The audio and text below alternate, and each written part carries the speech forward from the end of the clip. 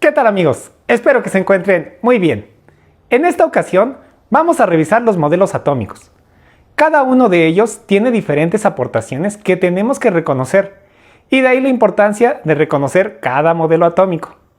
Así que, pon mucha atención y vamos para allá.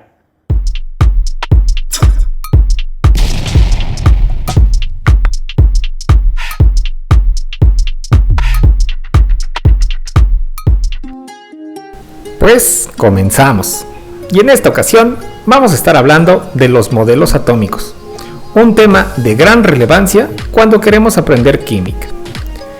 Estos modelos atómicos se refieren a la estructura del átomo, pero aquí tenemos un grave problema.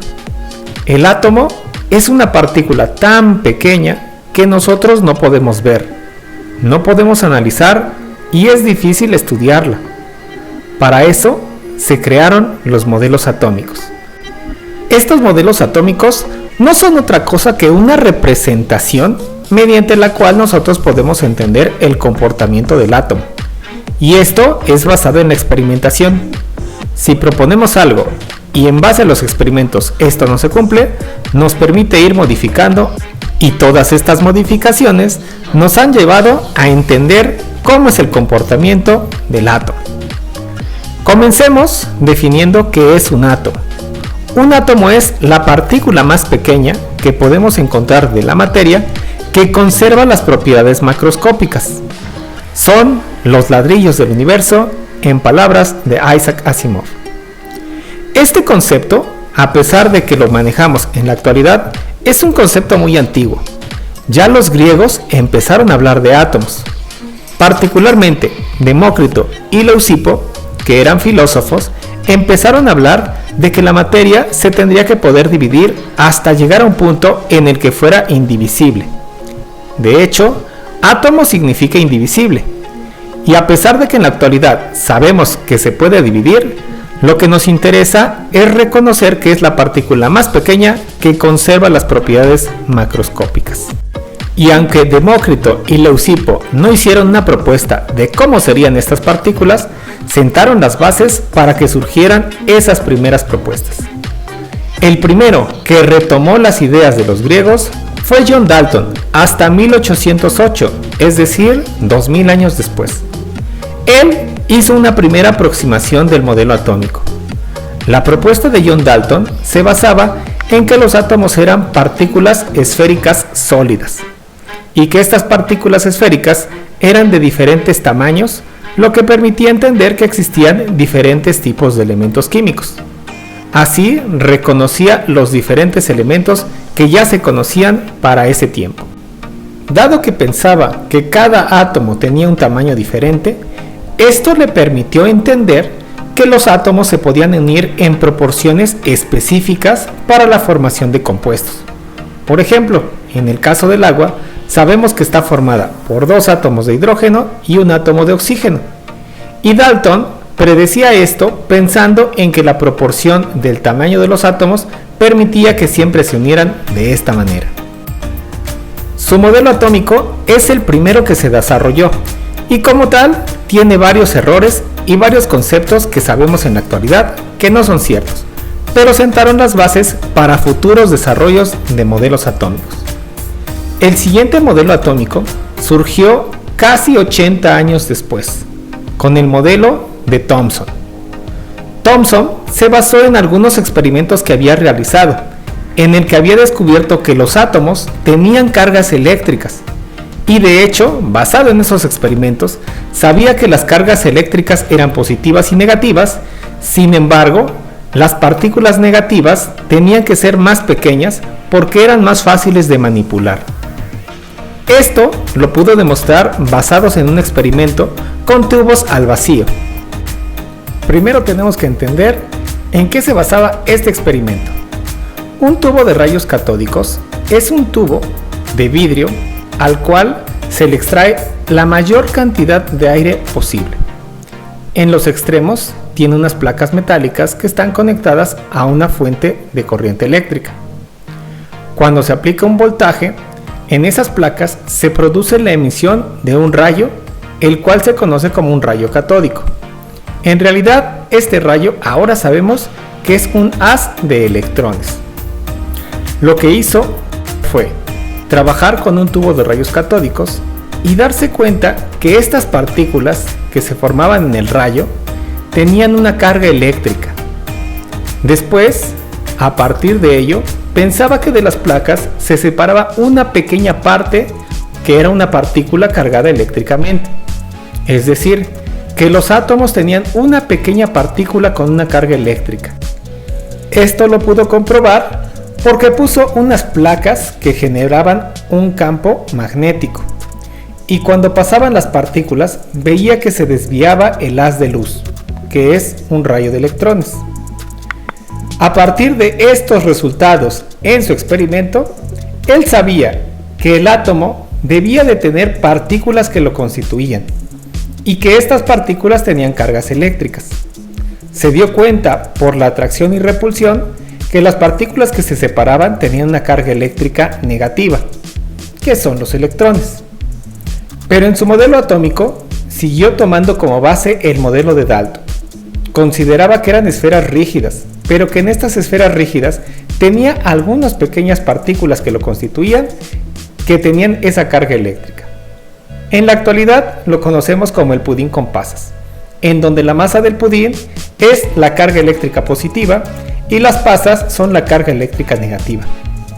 Estas, por ser más pequeñas, se pueden separar del átomo con mayor facilidad. De eso se basaba este resultado.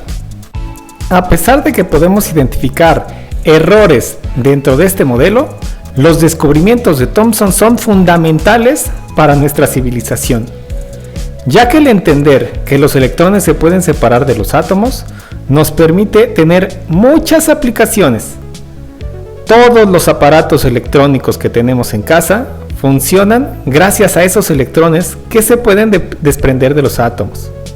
Tu lavadora, tu celular, tu computadora, muchas cosas de las que tienes en tu recámara, la luz, todo funciona con esa electricidad y eso se lo debemos de agradecer a Thomson. Pero como habíamos mencionado, el modelo de Thomson seguía teniendo errores. Los átomos no son esferas sólidas y a pesar de que los electrones sí son más pequeños, no es tan fácil saber en dónde se encuentran. El siguiente modelo atómico que nos va a llamar la atención es el de Rutherford. Este se presentó 20 años después del anterior. En el caso de Rutherford, lo que él hizo fue realizar un experimento con una lámina de oro. Él lograba hacer una lámina tan delgada que prácticamente podía decir que tenía un átomo de espesor. Y después bombardeaba esta lámina de oro con partículas alfa. Estas partículas alfa son partículas muy pequeñas en comparación con el tamaño que tienen los átomos. Lo que él esperaba era que cuando disparara las partículas alfa hacia la lámina, estas chocaran y rebotaran, porque iban a chocar con las esferas sólidas que son los átomos. Pero su descubrimiento fue muy diferente. Las partículas alfa podían atravesar con facilidad la lámina de oro, y lo que es más increíble, se podían desviar de su trayectoria en todas direcciones. Algunas de ellas sí rebotaban. El experimento le permitió deducir que los átomos no eran esferas completamente rígidas, sino que tenían una parte que estaba vacía y que esa parte vacía ocupaba una gran proporción del átomo, y solamente una pequeña proporción del átomo era una parte sólida, completamente sólida.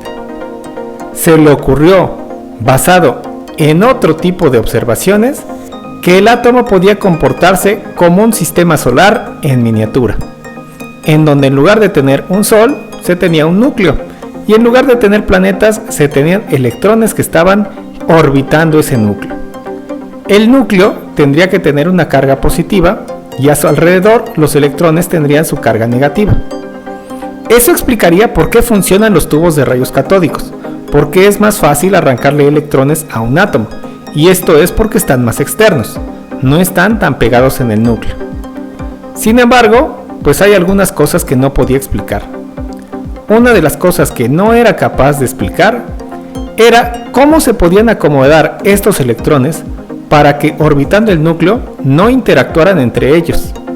Y además, que a pesar de que se movían en órbitas elípticas atraídos por el núcleo, estos no estuvieran emitiendo luz, ya que la teoría electromagnética dice que cuando una partícula eléctrica se está acelerando, siempre va a emitir luz, y los electrones no lo hacen, o al menos no siempre, solamente lo hacen en condiciones específicas, y esas condiciones no se presentan en el átomo. Ese modelo atómico es el modelo que se basa la mayoría de las representaciones que nosotros encontramos en cualquier medio, porque es un modelo sencillo que sí explica suficientes cosas, a pesar de los errores que puede tener. Este modelo es el último modelo que se basa en la mecánica clásica y que no toma en cuenta los conceptos cuánticos que se aplican solamente para partículas muy pequeñas, como lo es el átomo. Sin embargo, todas estas aproximaciones nos permiten entender una buena parte de los fenómenos químicos macroscópicos que suceden, particularmente los fenómenos involucrados con la electricidad, que nos permiten tener un estatus de vida muy cómodo. Después de estos modelos, vas a encontrar que la mecánica cuántica tomó relevancia. Esta mecánica cuántica que fue fundada por Albert Einstein y que, aunque empezó como una curiosidad, se volvió la teoría fundamental para entender el comportamiento de todo lo pequeño. Muchos de los desarrollos que nosotros observamos ya en los modelos atómicos tienen que ver con esto. Por ejemplo, Niels Bohr pudo explicar por qué no se emitía luz, y era porque solamente va a haber emisiones de luz cuando los electrones que están en diferentes capas de energía saltan de un lugar a otro. Otro de los aportes que generó Sommerfeld es el hecho de que las órbitas no necesariamente son circulares, sino que también pueden ser elípticas. Y gracias a los aportes de Louis de Broglie, entendimos que los electrones no solamente se comportan como partículas, sino que también se comportan como una onda, así como las ondas electromagnéticas o las ondas que se forman en un charco de agua cuando les aventamos una piedra. Todo esto permitió llegar a modelos que nosotros conocemos en la actualidad. Uno de los más recientes es el modelo de Schrödinger. Sí, el mismo Schrödinger del gato de Schrödinger. Y su aporte fue que no podemos conocer la velocidad y la posición de los electrones al mismo tiempo. O conocemos una o conocemos la otra, por lo que es imposible conocer ambas. Basados en estos desarrollos de la mecánica cuántica, el modelo actual nos dice que alrededor del núcleo existe una nube de electrones. Y ya no vamos a hablar de un lugar en donde está el electrón, sino simplemente una nube. Y a partir de algunas características cuánticas conocemos la información de cada uno de los electrones. Hacia dónde se está moviendo, a qué velocidad, en qué dirección. Pero no sabemos exactamente en dónde está en un instante específico. Lo único que sabemos es la probabilidad de que lo encontremos dentro de una región.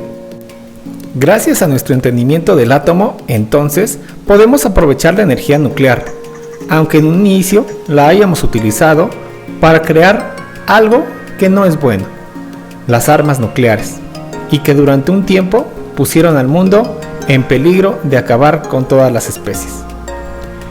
Pero bien, hablemos de las cosas importantes. El modelo actual que nosotros utilizamos, ya tomando en cuenta todas las bases científicas y todos los desarrollos que se han observado, podríamos definirlo de la siguiente manera. El átomo es una partícula muy pequeña, que tiene un núcleo en donde, además de estar protones, vamos a encontrar neutrones, que no fueron fáciles de encontrar, por cierto. Alrededor de ellos encontramos una gran cantidad de electrones que se encuentran en niveles y subniveles. No sabemos a qué velocidad se mueven ni en qué posición están específicamente, pero conocemos la probabilidad de encontrarlo en alguno de estos lugares. Y bien, pues con esto espero que te haya quedado claro cómo es el desarrollo de los modelos atómicos. Todavía no los conocemos pero tenemos mucha información acerca de ellos. Me despido, como siempre, deseándote que tengas un excelente día y que no se te olvide ser feliz. Nos vemos en la próxima. Espero que esta explicación te haya quedado lo más clara posible y haya resuelto todas tus dudas.